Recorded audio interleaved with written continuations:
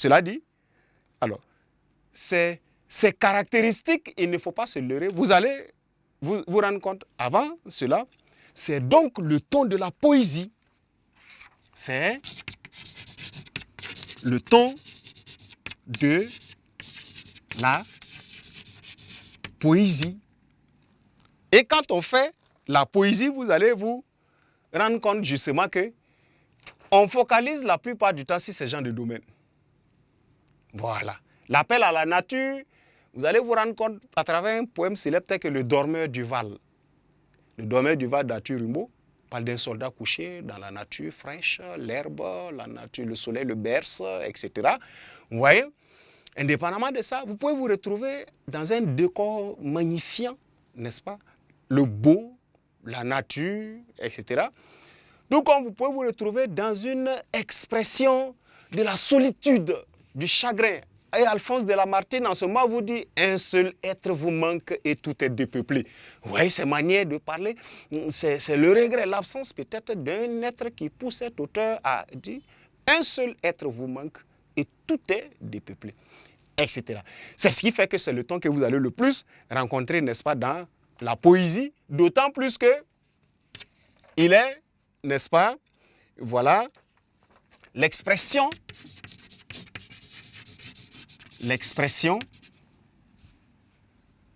on va dire, d'un moi, n'est-ce pas, qu'on va retrouver soit ému, heureux, content, n'est-ce pas, ou désespéré.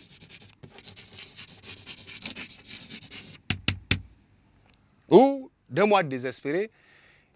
Par conséquent, tous les procédés et toutes les caractéristiques de la poésie, pour retrouver ces caractéristiques, vous allez les puiser en celle-ci. Donc, par conséquent,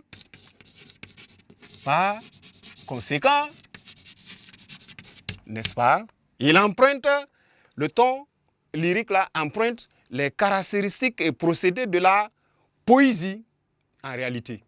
D'accord? Parce que quand vous regardez, si c'est le ton de la poésie, par déduction, on va, pour ce faire, il emprunte les procédés et caractéristiques de le ton, on va dire, lyrique. Voilà. Emprunte. Voilà. Les procédés et caractéristiques, n'est-ce pas? Caractéristiques donc de la poésie.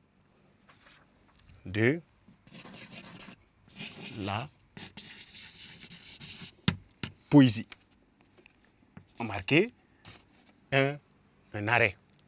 Donc, si vous voulez détacher tout, vous risquez peut-être d'être en train de revérifier tout ce qui est le texte poétique. La versification, le rythme, les rimes, n'est-ce pas, les instances poétiques, le jeu qui parle à un tu généralement, etc., avec une thématique la plupart du temps. L'exaltation, la magnificence, ça peut être la femme, ça peut être l'amour, ça peut être la nature, etc. Vous êtes donc dans les procédés, on allait dire, de la poésie. Et pour cela, en termes de référence, pour justement faire homogène comme dans tous les autres tons de texte, en référence, vous allez le plus simplement vous rabattre sur tout ce qui est poème.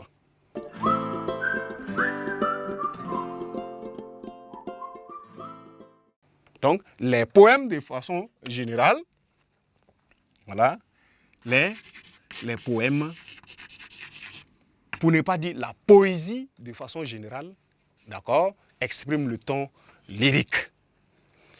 Parce que même si vous le retrouvez, ou ce ton-là, vous le retrouvez dans un autre type de texte, il n'est pas impossible de faire de la poésie dans un roman.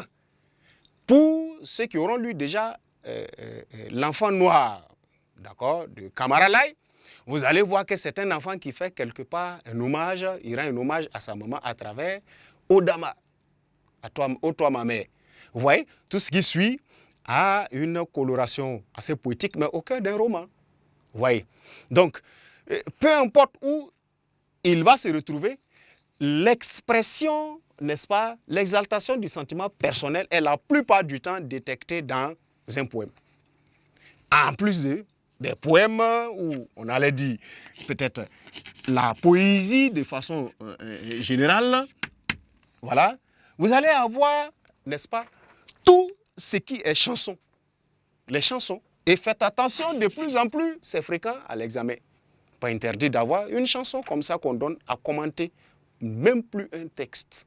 Donc, les chansons, n'est-ce pas? Vous savez, tout ce qui est chanson, mais avec un chant spécifique, bon, un registre chanté spécifique, mais qui est déclamatoire, qui est le slam. Voilà, on va voir le slam, qui est aussi ce registre musical, ou en tout cas qui est cette musique-là, qui se fait par déclamation, n'est-ce pas, qui se fait par diction, mais qui est, la plupart du temps, vous le voyez, qui a une coloration véritablement poétique. Le beau peut s'arrimer dans toute chanson, mais pas forcément être de registre poétique. Peut-être de l'ambiance, pour l'amusement, etc., un truc comme ça. Mais quand on va l'analyser, on va le voir dans le registre de tout ce qui est poétique. Parce qu'on pourra dire dans un vers, n'est-ce pas, au lieu de peut-être phrase, mais si ça ne pose pas de problème. Mais le slam, lui, il a une coloration poétique assez développée parce qu'on fait expressément pour rendre beau et on cible une thématique pour exprimer son moi intérieur sur cette thématique-là d'une certaine façon particulière avec une sensibilité affective particulière. Donc, chers apprenants, vous avez voilà, une proposition de piste de référence de ce ton, ce dernier ton que nous voyons, à savoir le ton lyrique, n'est-ce pas, qu'il faut retenir simplement comme étant un ton d'expression personnelle. Lorsqu'il y a l'expression de sentiments personnels, n'est-ce pas, lorsqu'il y a une exaltation d'un moi qui s'exprime pour une raison ou pour une autre, ému ou déçu, désespéré, affligé, etc., vous êtes dans le ton dit lyrique, qui va se caractériser comment? Du fait qu'il a une coloration poétique, naturellement, par les caractéristiques et les procédés de la poésie. D'accord? Vous ne dégagerez pas ces caractéristiques à part et allez trouver d'autres caractéristiques de la poésie à part. C'est de la confusion parce que c'est le ton de la poésie. Et la poésie qui va s'arrimer, n'est-ce pas, à la chanson, le slam, etc. qui de plus en plus, n'est-ce pas, on le voit, surtout les slameurs burkinabés battent plus ou moins le record en analyse de commentaires composés dans ces dernières années au baccalauréat. Et ça peut être le cas bien ailleurs. Et on ne peut rien à s'outiller sur les deux plans. Les textes en prose écrits et les textes aussi d'inspiration individuelle pareille écrits.